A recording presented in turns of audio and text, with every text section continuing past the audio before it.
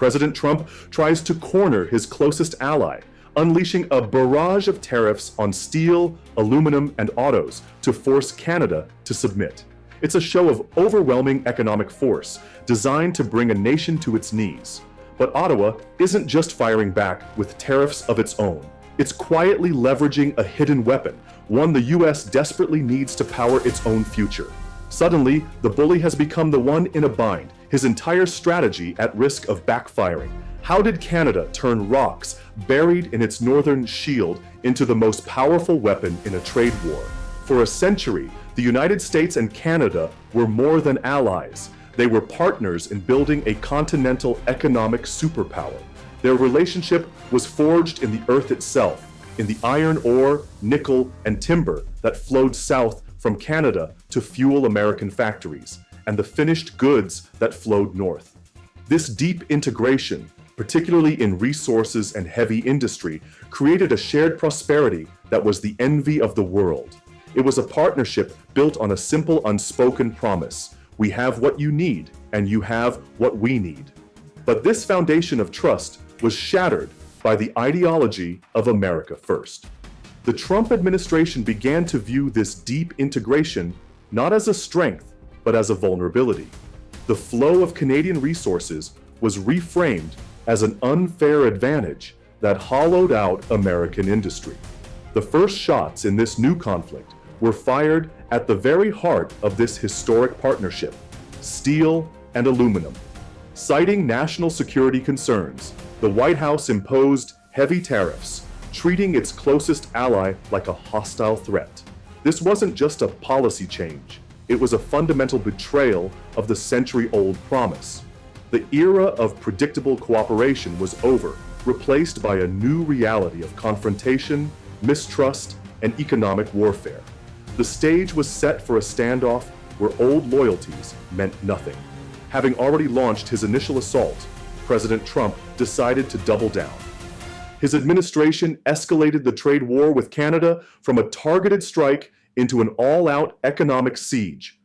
The existing 25% tariffs were hiked to a punishing 35%, and the target list was expanded to include the lifeblood of North American manufacturing, the auto sector. The official justification remained a moving target: first fentanyl, then immigration.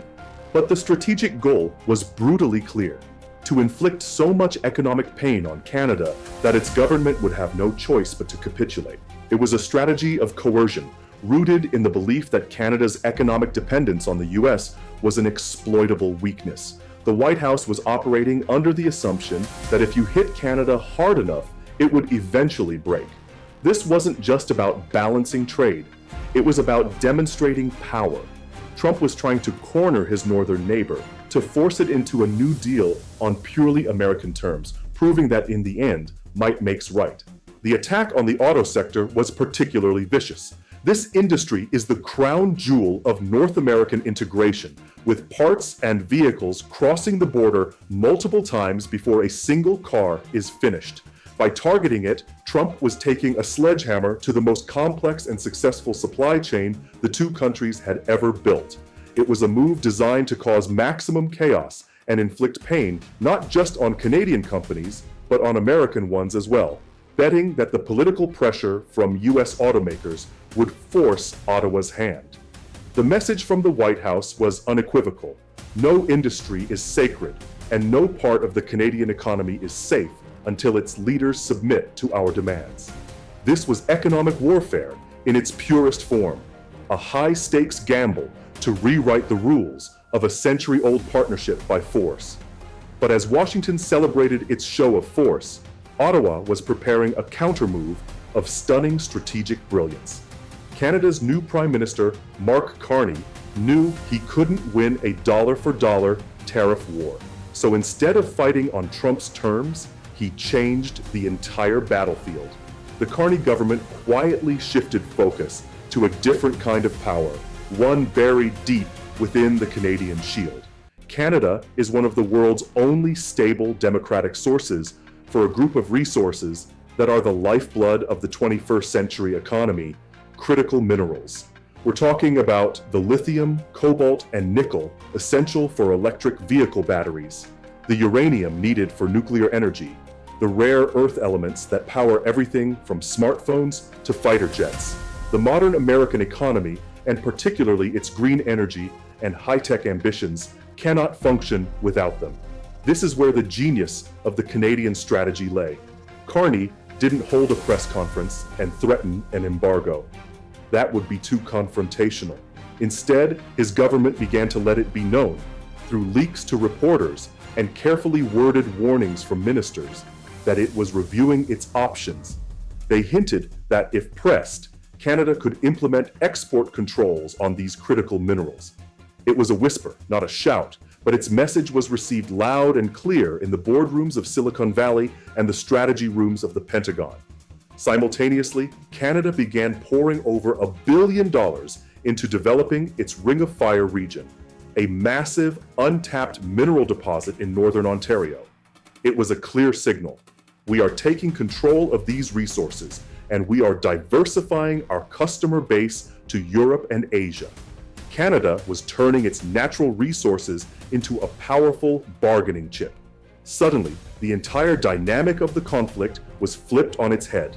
President Trump, the self-proclaimed master of the deal, found himself in a trap. His tariffs on old world industries like steel were now threatening America's access to the new world resources it desperately needed. To continue his economic assault on Canada was to risk severing the supply chain for the very industries he promised to champion. As one analyst on Reddit aptly put it, giving the US a right to Canada's critical minerals would be like selling real estate on the moon. Carney had created leverage out of thin air, forcing the bully to consider whether he might need to ask for a favor. The attempt to corner Canada had backfired completely. Now it was the United States that found itself in a position of need. Even with the powerful leverage of critical minerals, Prime Minister Carney's strategy could not entirely shield Canada from the immediate pain of Trump's tariffs. For Canadian steel and aluminum towns, the 35% duties were a direct economic assault.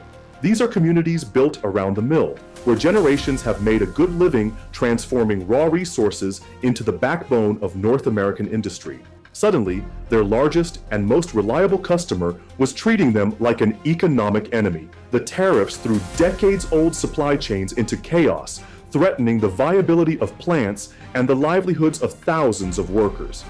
For a steel worker in Hamilton, the geopolitical chess match being played by leaders in Washington and Ottawa translated into a terrifying uncertainty about their next paycheck and the future of their entire community. The pain was just as acute in the auto sector. In cities like Windsor, which sits directly across the river from Detroit, the economies are so intertwined they are practically one. Workers live on one side of the border and work on the other. Parts cross back and forth multiple times a day. The tariffs on autos and auto parts were a sledgehammer to this delicate ecosystem. They created logistical nightmares and imposed massive new costs, putting Canadian parts suppliers at a sudden disadvantage and threatening the jobs of the thousands of Canadians whose work depends on this seamless integration. While Canada held a powerful long-term strategic card, its people and its key industries were forced to bear the immediate cost of the confrontation. But on the American side of the border, the blowback was not just about the rising cost of Canadian imports. It was about a direct threat to America's economic future. The United States is in a global race with China and Europe to dominate the green energy and high technology sectors. Winning that race depends entirely on a massive, reliable, and stable supply of critical minerals like lithium, cobalt, and nickel.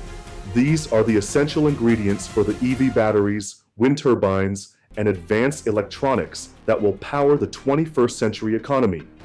The problem for the US is that it doesn't mine enough of these minerals itself and is heavily reliant on unstable or adversarial nations to get them. Canada was supposed to be the solution to this strategic vulnerability.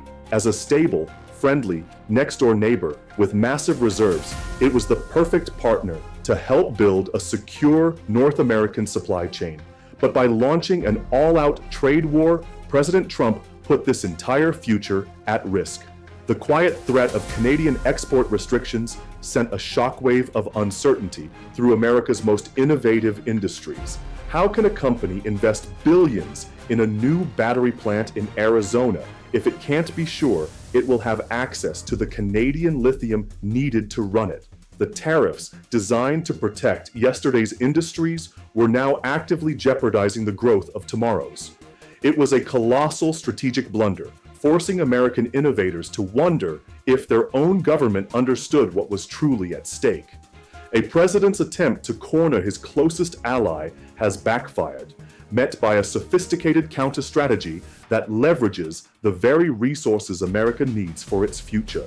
The brute force of tariffs has been checked by the quiet power of critical minerals, leaving the world's most successful partnership fractured and its future uncertain. Both nations now face a choice: retreat into economic nationalism or find a new way to rebuild the trust that once made them an unstoppable force. In the race to define the future, will North America win together, or will both nations lose by trying to go it alone? Are you American or Canadian? Share your story and your perspective in the comments below.